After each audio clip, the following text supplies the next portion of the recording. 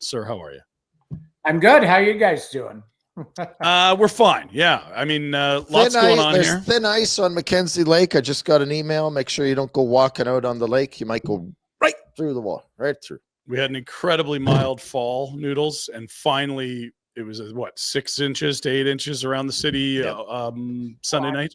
I saw online, and take it for what it's worth. It's online. It's X. There was buses sliding down residential roads and stuff. Was that true? Right past old Madison Ave there, Noodler, where we used to hang out. 628 Madison was in trouble? What's going on? Send up the bat signal. This was condemned years ago, you fellas. Don't worry. I just remember a guy answering the door naked with a little fur coat on. That's in style. That must have been Rhett's brother. Yeah. God rest Monty. We love him. Love Monty. What's going on today? Hey, we're dealing with a wagon. We're dealing with 3 in a row. Come on. What No, settle down. No one's even talking about wins and losses anymore. They're all talking about the polo. You're either mad at Maloney or you're delusional. Okay, walk me through why we're mad at Don Maloney. Okay, because it sounds like he's. To me, it comes across to the fans as almost demeaning. You have no clue about anything, and even what you're seeing is wrong. And just we can't. They're not allowed to say rebuild. Like, how childish are we? I can't say rebuild. Like it's stricken from the dictionary. What are we talking about? There was a new word involved, wasn't there? Rebiggle. Rebiggle. There. Yeah. Say that. We haven't printed T-shirts. I'm saying rebuild because that's what they should do. But okay. And I don't buy. Here's my thing. I'm going to go on a rant now. Go ahead. I don't buy into this bullshit. So, San Jose, Chicago, and Anaheim to me I don't know if I talked to you about this, but I brought it up before to lots of people. They've turned a corner this year to a certain extent. Why? Because they got a goaltender. They have very high-end talent up front, but the missing piece in all these good teams is a goaltender. We have a goaltender. We have assets that if you trade them out and make good on your draft picks or your return, you can. Everyone's talking about a decade of hell in this. No. Move guys, get good players in return, and turn the corner. You've got the goaltender. Get some high-end talent up front. Embrace it and use. They have cap space. If they want to sweeten the deal by eating money, if you don't want to suffer for 7, 8, 10, which only Buffalo's gone decades without playoffs. Only them.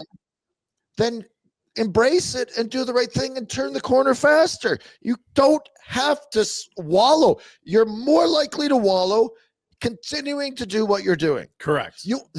Don said we like the Dallas model. You're not fucking Dallas. You haven't made the playoffs for a decade straight. You just aren't. It's not even close. You're not Dallas. Everyone would like to be the best drafting team in the NHL, but there's only one. That's the thing. There can't be 32 best drafting teams. Just saying the word Dallas doesn't mean you have a plan. Are you hiring all their scouts? Is Jim Nill all of a sudden running your department? No, they're still there. Are you in Dallas? No. Where the taxes are better and the weather's good? No. You're definitely not Dallas. Dallas. I get it. So let me just interject here really quickly because I hear you. I'm not disagreeing. I have more of a question, a retort. Could you not do what Jeff Gorton did with the Rangers / Montreal?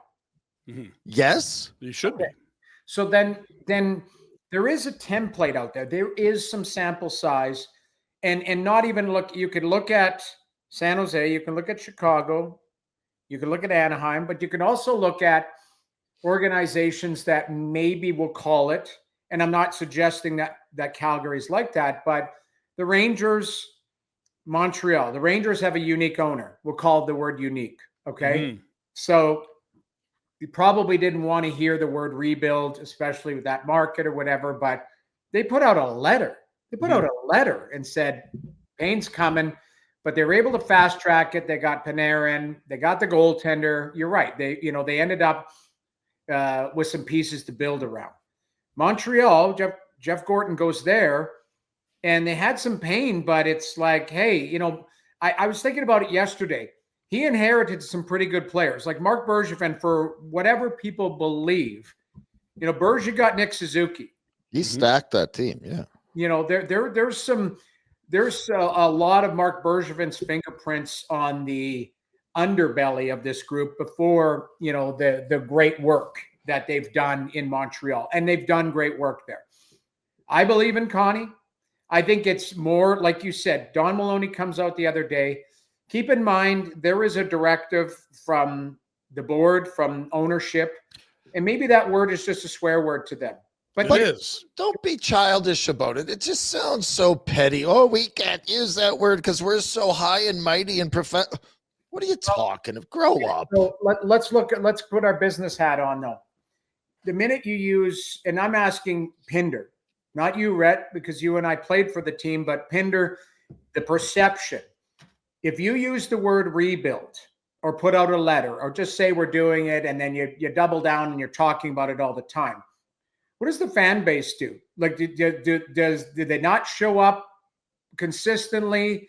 Will the attendance shrink? These are legitimate questions I'm asking. I'm not in the know. Keep in mind, I played for the 2001 Calgary Flames where, you know, we had 10, 12,000 people in the building consistently, not the 20, the 19.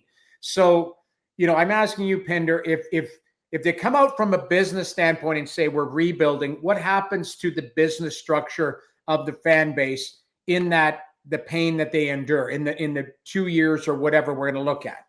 Well, certainly for Q4, Q1 next year, and Q2 next year, your revenues are soft.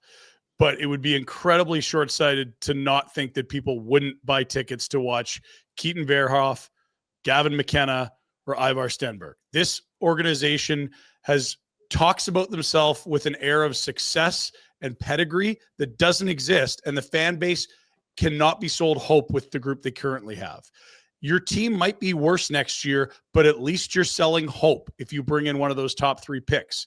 Right. And so what I'm frustrated with Don Maloney's statements is that it seems to me if you gave him the option of finishing 10th from the bottom or bottom 3, he'd pick 10th for fear of ruining this, quote, winning culture that he seems to think they have. And that just prolongs what they're afraid of, which is a rebuild. If you get a young superstar in this building next year, you're going to sell more tickets than you are to watch Nazem Kadri at 36, Jonathan Huberdeau at 33, Joel Hanley at 35, Coleman at 34, Uyghur at 32. These are all declining assets. Acknowledge what you are, look in the mirror, look at the standings, look back in the mirror, and understand you can make yourself so much better in the long term if you lean into this position you're in. Yeah, it's a great point, and that's why I wanted to listen to you.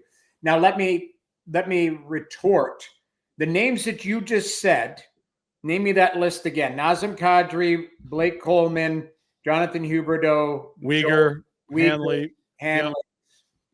Are any of those, would you, if you had a crystal ball and said 4 months from now, are any of those players missing from that list because they have been traded? Well, I mean, if you just read Don Maloney's comments, Anderson's the only one leaving, and I didn't have him on my list. He said we need more Nazem Kadri's, not less. So that seems to me, if he had his way, or he's lying through his teeth, but either way, he looks like a dope. You need to move Kadri. You need to. Don't be holding the bag when he's 37 and he's not scoring 30. Yeah. Two of my bigger concerns, Noodles, and I don't know if Jack can find it in time. I just put him on the spot a little bit here. 2 things I've brought up. The message is the message is no good. Don't say anything if that's what you're going to say, because it just doesn't sound good. And then the other thing is, who's driving the bus down there? Because there's a lot of guys in management. And then there's this. I'll read it. I think he's asked about why Craig doesn't have a contract. I think he's been excellent in creating an environment, a culture of being here and proud to play in Calgary. His biggest strength is his relationship with the players, which is excellent. He cares. He knows they care. I think the first year was difficult with the number of good players we had at the end of their contracts. There were 7 UFAs that year. A couple of those guys would probably help us right about now, but we got through it. I think year 2 is strong, yada, yada, yada. But how could you be looking back at that? That comment to me says volumes, that they would have rather there is some belief, if I'm reading into this, that they would have been just as happy to ride it out with the group that basically said they wanted the F out of here. It wasn't good enough. Yeah. You know what? Now I'm paraphrasing and reading that quote. So what Don is saying is the success of the team hangs on whether Craig Conroy stays around or not. Like, is that wrong? Well, why does Connie? We brought it up. Why does he not have a deal? What are they waiting for? How is this? I think I've been saying this. I think that's a miss. Now, maybe he has one sitting on his desk. Yeah, but then sign it and get it done. What are we talking about? We shouldn't have, as fans, I say this all the time. I don't know what a trade that didn't happen. I don't know I don't have that information. I can only make my judgments and opinions based on what I see. And what I see right now is a GM without a contract with a whole bunch of other guys around him trying to steer this ship, and he doesn't know. They can't even. And if they have a contract, sign the damn thing. They could use a PR win, Noodles, right now. Sign the damn thing. If you don't like him, kick his ass out too. Like, I believe in Conroy as well, but if you don't, it's the same as any other GM. Why the F would you want a guy that isn't going to be there long term, writing this into the end of his contract and making trades that you don't believe in? Fine, find another guy that's going to be the captain of the ship. But if he is your captain, give him his contract. Agreed 100%. You guys know I'm on Team Conroy, and I believe he should be there and given the full bandwidth to execute his vision. Do you worry about that? Do you worry about Connie's ability to execute the plan that he wants to have? I don't, if he's given the bandwidth to do it. And that's what I'm asking. Do you think he has the bandwidth? I don't know, because I don't know the inner workings of, like you say, Rhett, we're dealing with what's in front of us. Yeah. I believe Connie's done a great job. Has he had one hand tied behind his back because he's been swimming with an anchor? Yeah. Has he been doing that? I don't know. I'm not privy to that information. But what I do believe is that he's a really good GM. He's created a good culture there. It's not a place where people are dying to get away from. And that says a lot. It took a while. And the only parallels I have of this, I've got two. And I don't know if they tie together. But remember Winnipeg? It was like Paul Maurice left, and it was like, something's weird there. They got a really good team, but something's not right? And then Rick Bowness comes in and is like, when they lost in the playoffs, he was basically just sitting with a gun and firing bullets that going, something's wrong. And it wasn't like, hey, we don't have a good team. It was something about the culture. And they seem to get it right because Winnipeg has settled down and, Adam Lowry. Yes. Great leadership. But, I know Chevy. I played pro hockey with him. I think Kevin Cheveldayoff's an unbelievable manager, very stable, hardworking, has created an environment there. I look at it. I look at the parallel with Connie.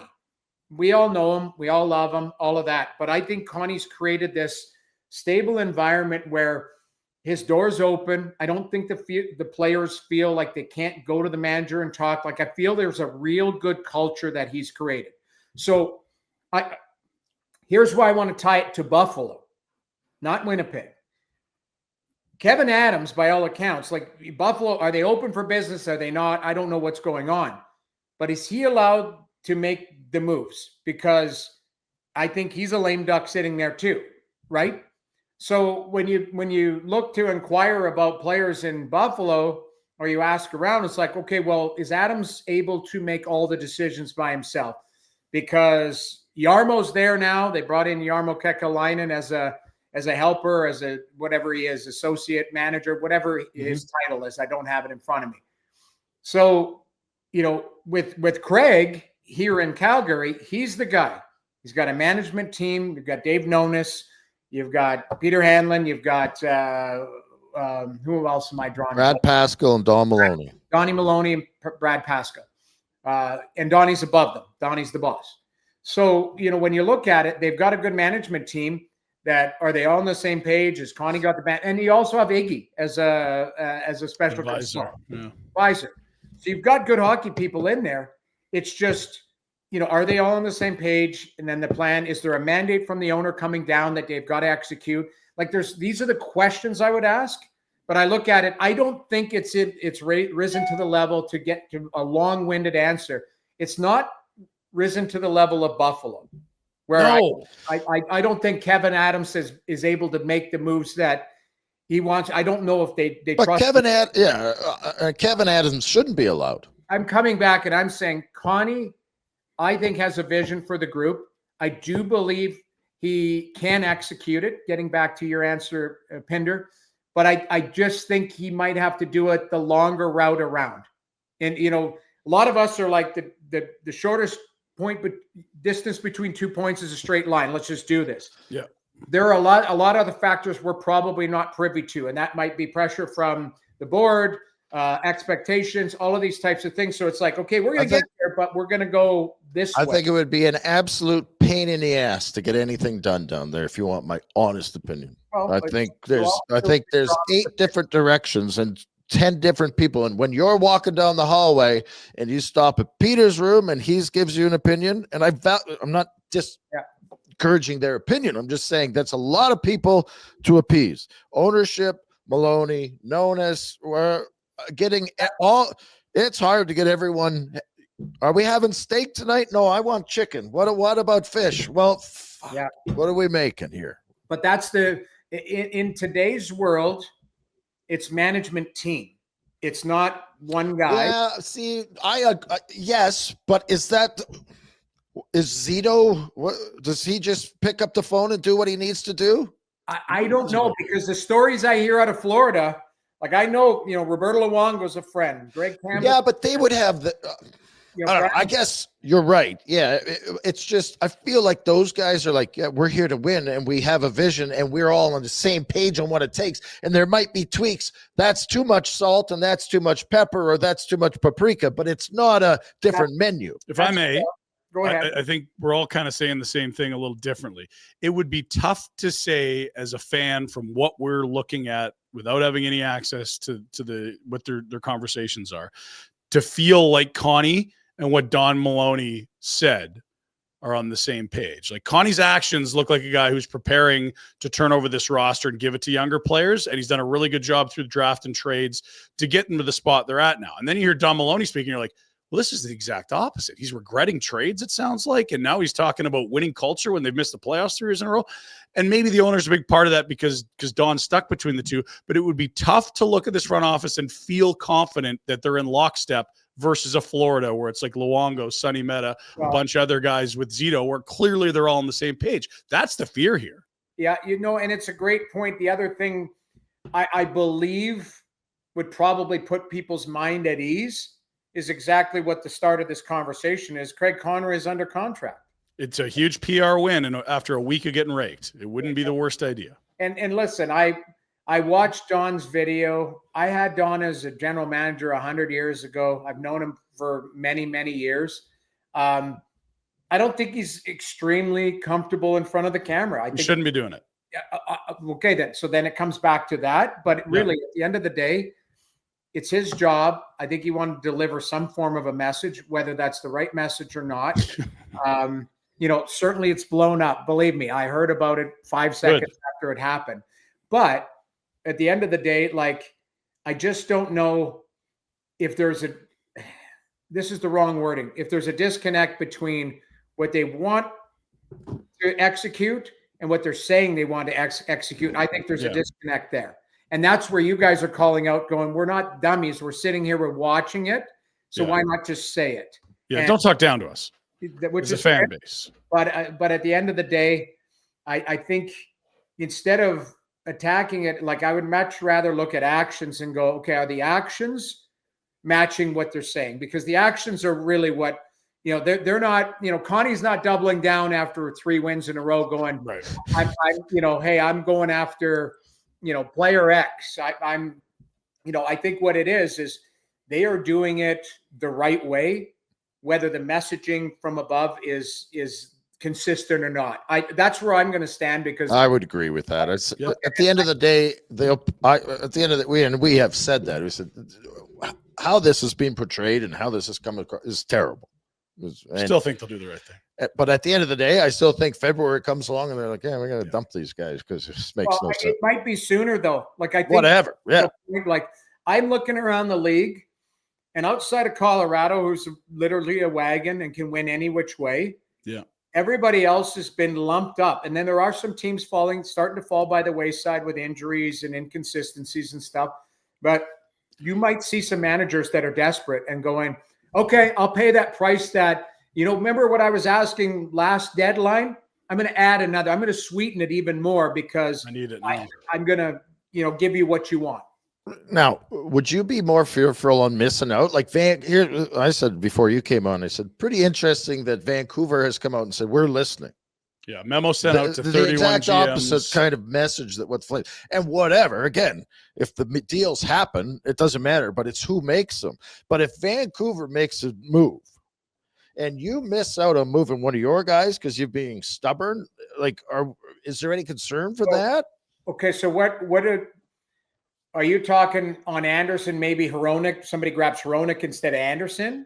Yes. Or are you talking? I'm talking about any of that stuff. I'm talking about it. Oh, well, we're not ready to listen on offers on these guys. We're not actively because we've got a good core and we believe in these and we need more cadres. Well, shit. I know, but I think those are just words. Every manager, knowing, and Rhett, you talk to these guys. I talk to managers every day. But it looks pretty idiotic if they trade Kadri this week. You look like a real asswipe. But if you get your ask, I think everyone's okay with it. But then you know what, you come out with your messaging and you go, we got an offer we couldn't refuse. I'm sorry, things changed. Our smoke screen worked. Look how smart we are. We were playing 3D chess, Noodles. The minute you go open for business, the offer that they potentially had on the table from a desperate team goes, oh, well, okay. If you're willing, you don't have to take it though. You're right. But there is a business aspect of this where it's like, if the messaging around the league is like, these guys are not ready to part with some of the players that could be, but okay, go ahead. Go. Last one. I get it. But are the other GMs so stupid that they're watching what's going on in Calgary going, oh, these guys are really committed. They're going to stick it out with it. Come on. I get it. It's a game of chicken, but in the end, I don't. For us idiots sitting around on our couches. I get it, but I don't care as much because actions, like you say, if Donnie came out and said that the other day, and then all of a sudden today, it's like, Craig Conroy has acquired, I don't know, he's doubled down and acquired somebody, a 31-year-old centerman, Hey, David, Ryan O'Reilly. I was in on David Camp, and now we're in on Ryan O'Reilly. Exactly. Jonathan Marchessault, got to have him. He's going to teach Coronado how to play. You're like, what the hell's going on? Mm-hmm. The actions I want to see. You guys know it's lip service. We do it for a living. We talk for lip service. I don't know how many times. And I'm guilty of this, but I'll say it, people in our business, I like to think I'm pretty measured with my comments, but there are people in our business who aren't measured, and they're like a floating bag. You know what a floating bag is? Yeah, the plastic bag caught in the wind all over the place. And it's just, okay, there it is over there, and then it's come down over here, and you're like, okay, so their opinions are like a floating bag. So one day these people are, saying this about a player, and next day, you get some. I'll give you an example in Edmonton. Trade Evan Bouchard. He gets 3 assists, 3 primaries the other night in Florida. Like, this guy's an elite. You get analytics people going, look at him. Only Cale Makar has more than this, and it's the floating bag theory. So what I'm saying is, if Connie continues on what he's doing and it doesn't match Donnie Maloney's words, so be it. At some point they go, hey, this is where the direction that we've had. Give Conroy his contract, then at least we've got that. That's the overarching thing. Do I want to see Craig Conroy locked up to a long-term deal so that he can execute a plan and get this team with the new building and everybody excited in that? Absolutely. But I'm on Team Conroy, like you guys know. So I think it's probably, I'm hoping it's only a matter of time. Connie, this is the one thing. I'm around the league a lot. I'm in Vegas. I fly to Vegas tonight. I'll be in Vegas tomorrow. I'll be in St. Louis Friday. I'll be in Dallas on Sunday.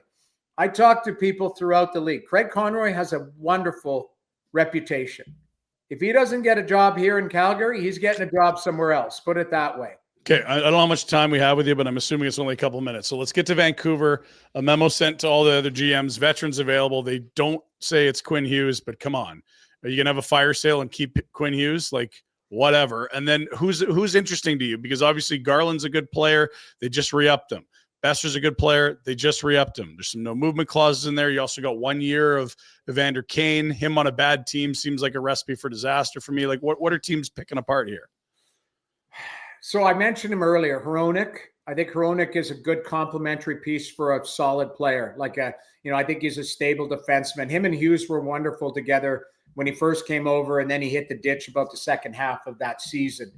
I like Jake DeBrusk. I'm a big Jake DeBrusk guy. Just signed him, yeah. I know, just signed him. But again, that's a guy that I think if you are going scorched earth, it's not like he's 22. He's 27, right? So you're getting somebody right in his prime and some prime years, right?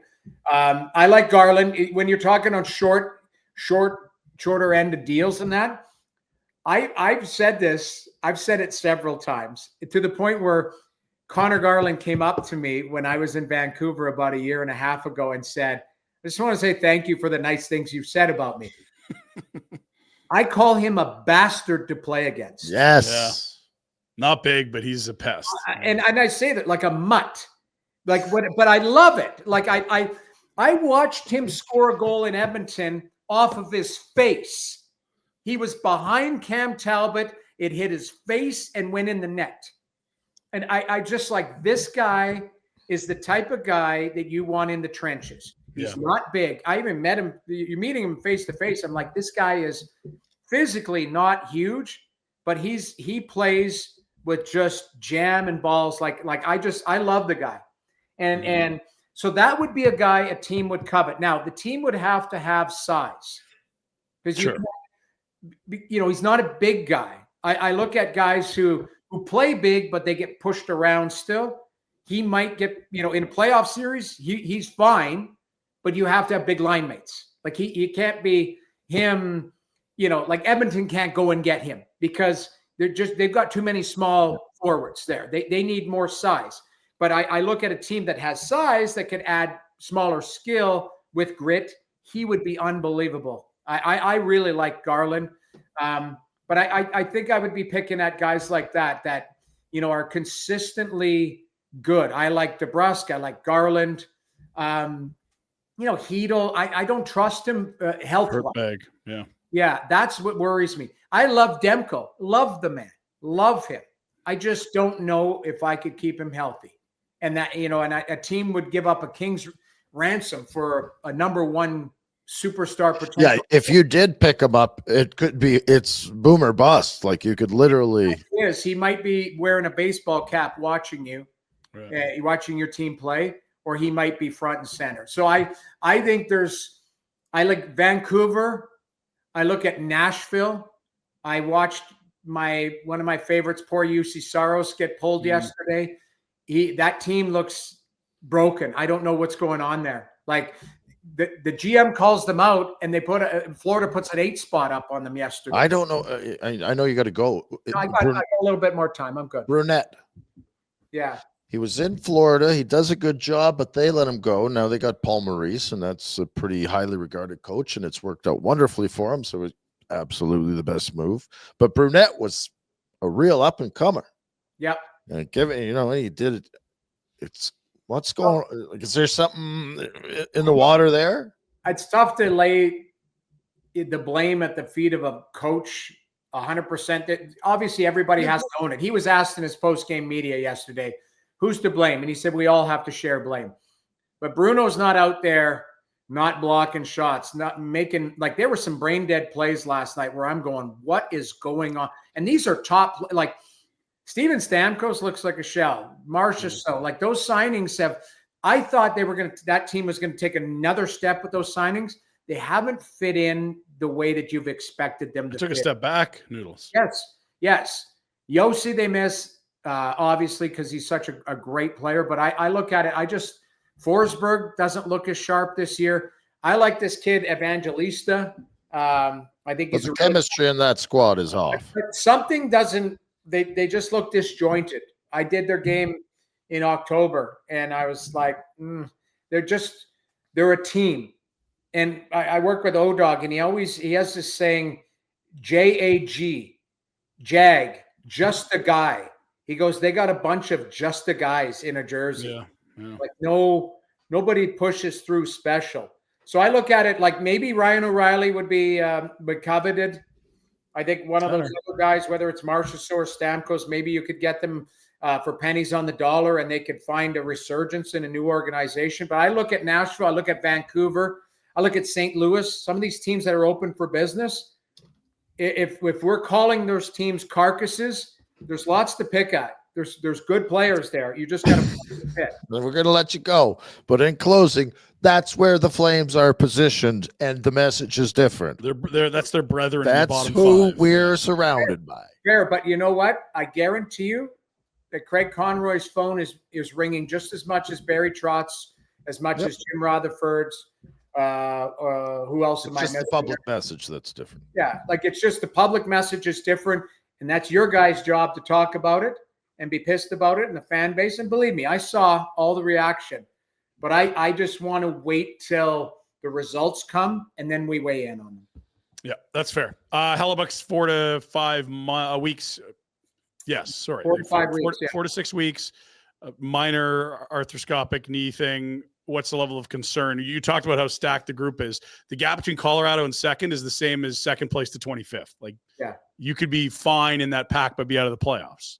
Scary for me because he's such a stabilizing force.